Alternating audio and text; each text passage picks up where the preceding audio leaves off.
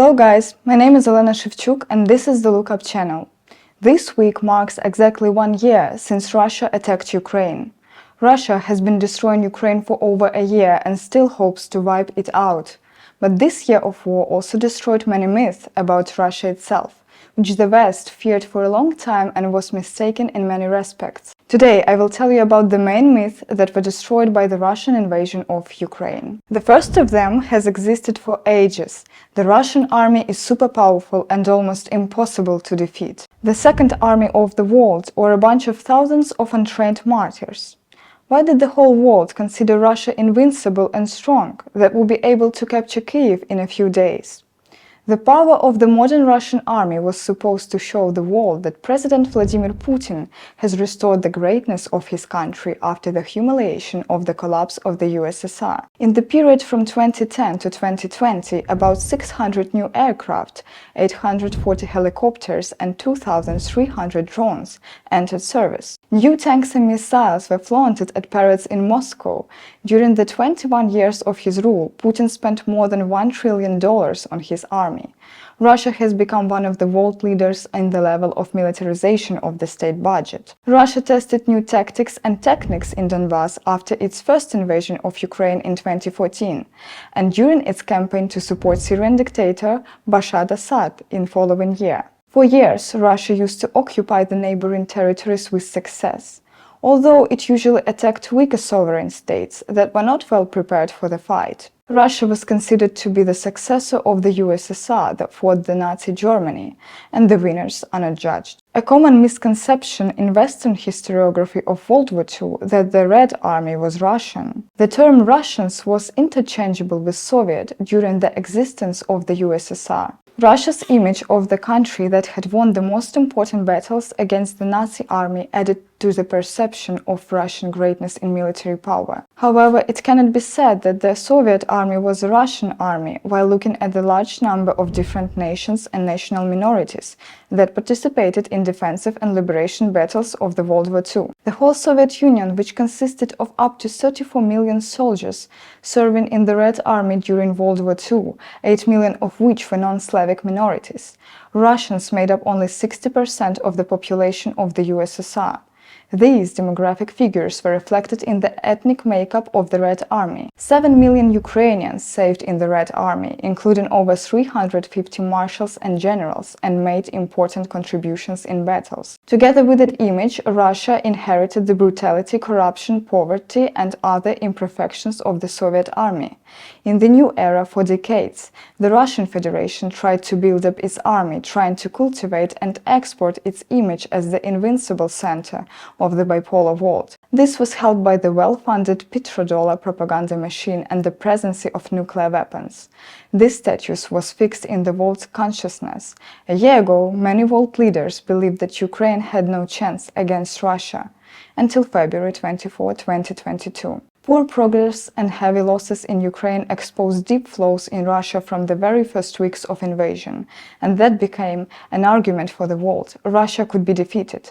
It's just the nuclear status that set Russia apart from its defeat. And finally, total corruption among Russian elites, including war elites, became the revelation of the invasion. Russia's defense budget of more than $250 billion in purchasing power is about 3 times than Britain or France in 2021 year. But on the battlefield, it became evident that much of it had been wasted or stolen for years. The world was quite wonder-stricken by the second wave of poorly equipped Russian mobilized military and old Soviet military equipment that Russia had to engage after the crash of the first wave of attack on Ukraine. The result is that, with losses of over 140,000 soldiers in a year, Russia has absolutely disproportionate territorial gains in Ukraine. It had to withdraw its army from the territories the Kremlin proclaimed a part of Russia, and it is losing hundreds of soldiers a day to try to move forward in Donbass now. Not the results you would associate with military superpower. Putin is a super powerful modern leader, even if it was a kind of a very special Russian democracy. Putin revealed himself to the world as a dictator, but a dictator whose main ideology is money and power. He turned out to be an easily injured Russian nationalist who presides over what is left of an empire time of which has gone.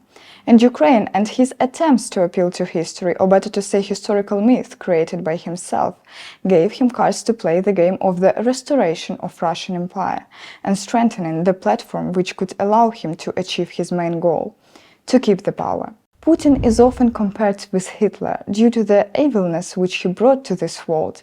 The difference is that in contrast to Hitler, Putin has no true, though fanatic, ideology he really believes in.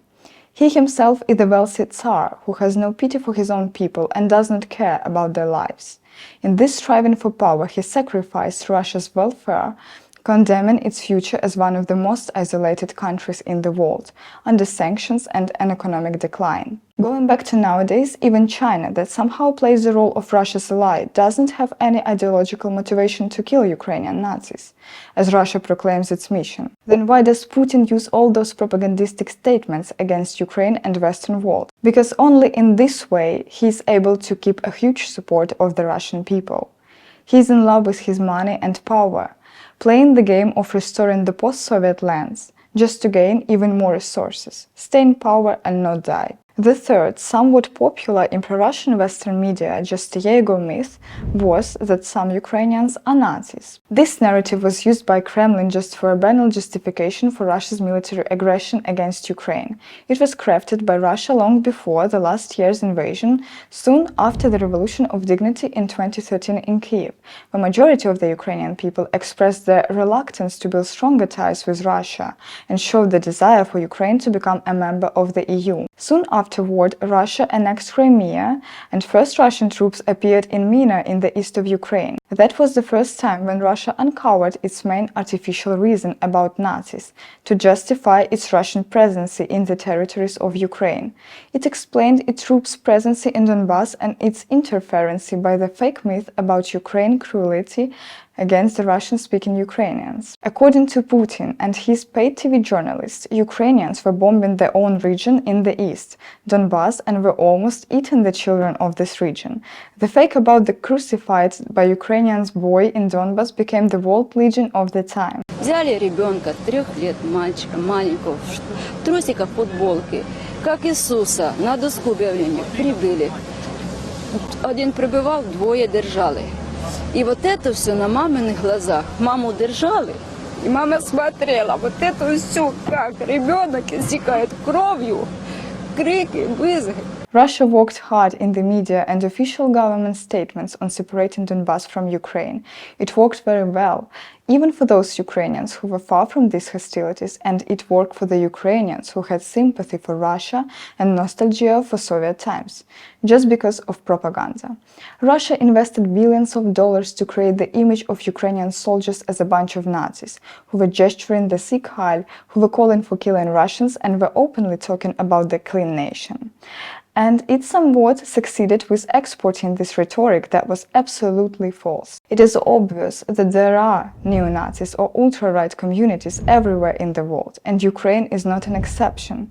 Still, many Westerners would be subject to Russian propaganda that Ukraine is totally inhabited by Nazis. Though minor organizations like Russia try to demonize Ukraine exist in any other country, and like in Ukraine, they don't make a majority.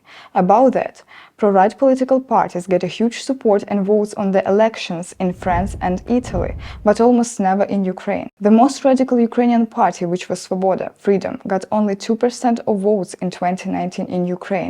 And after all, if we touch on such a topic, I'd mention once again, the current president of Ukraine is a Jew whose grandparents suffered Holocaust during World War II. One more popular argument for calling the society of Ukraine a Nazi country is said to be the cult of Stepan Bandera, and associated with him symbolic of the nationalist organizations of the 20th century, some of which joined SS groups, after they occupied the western territories of Ukraine. Stepan Bandera is a complex figure in Ukrainian and East European history, but the one thing which is not clear to the non-Ukrainian people is that Ukrainians have a positive image of him not because of his anti-Semitic or anti-Polish views, and even the episodes considered to be terror acts against ethnic groups. In Ukraine, he is a person who led Ukrainians fighting against colonialism, firstly Russian colonialism brought by the Soviet Union. The image of Stepan Bandera in Ukraine is significantly different from the image of him in the West. Add to this that historically he himself was very much demonized by Soviet-Russian propaganda. And it is not fair to call a Nazi the man who was a prisoner of the German Constable himself. Anyway, how controversial or evil he wouldn't look be seen to some people, in Ukraine he is just a fighter for Ukrainian independence. No more and no less. To summarize, there are minor groups that you call neo-Nazis in Ukraine. But there are neo-Nazis in Germany, France, the UK, the USA and other countries, even Russia itself. Still, no one organizes the special military operation and no one is trying to denazify the sovereign countries. The Kremlin was trying in every possible way to present what was happening in Donbass as a civil war. Like it's an internal conflict of Ukraine. At the same time, Russia always sets conditions during negotiations, appoints puppet heads of fake entities who constantly receive instructions from the Kremlin.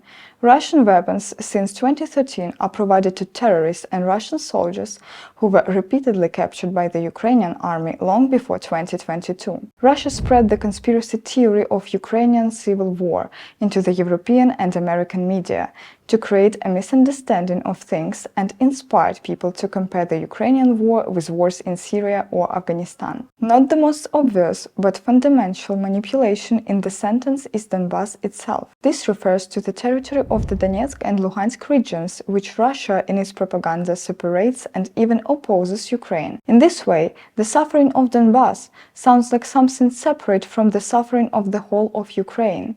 Second, such separation is necessary to advance the civil war narrative. They said that Donbass itself wants to secede because it is very different from the rest of Ukraine, has never been its native part and is generally closer to Russia. You can also look at the sociology of Donbass. According to a February 2014 survey, only every third resident of Donetsk region and every fourth resident of Luhansk region wanted the unification of all of Ukraine with Russia. According to a 2016 survey, 72% of residents of the free territories of Donbass would like the region to be a part of Ukraine, 8% were in favor of joining Russia, and only 4% were in favor of independence. There you see the so-called separatism and people who needed to be liberated from the Nazis in Kyiv. The last significant proof of the so-called civil war absurd narrative was that Putin now and again stated there are no us in Ukraine, answering questions about hostilities in Ukraine. Чушь это все. Нет на востоке Украины никаких российских подразделений. Нет ни специальных служб, нету инструкторов. Это все местные граждане. И самым лучшим доказательством этому является то, что люди, что называется в прямом смысле слова, сняли маски. But the captured army soldiers by the Ukrainian army were mostly Russian citizens, soon after Russia invaded Ukraine in 2014. While comparing Ukraine to Syria and Afghanistan, civil disagreements exist in each country, but the conflicts in Afghanistan, Syria and Ukraine have been fundamentally different. Ukraine has been going through the conventional defensive war against Russia that attacked Ukraine. Afghanistan was subjected to a counter-terrorism intervention in 2001 that morphed into a massive counterinsurgency effort involving military action, security sector support, development programs and institution building. The Syrian government used violence to suppress demonstrations, making extensive use of police, military and paramilitary forces. Opposition militias began to form in 2011, and by 2012 the conflict has expanded into a full-fledged civil war. Neither Syria nor Afghanistan were the object of attack and full-scale aggression of the third country that claims its goal to destroy and denazify it. Each day of the war in Ukraine reveals the new cruelties of Russia and debunks the myths crafted by the Kremlin to justify its crimes, and each day of the war debunks and myth about Russia itself as a superpower with a right to belong to the family of nations, at least under Putin.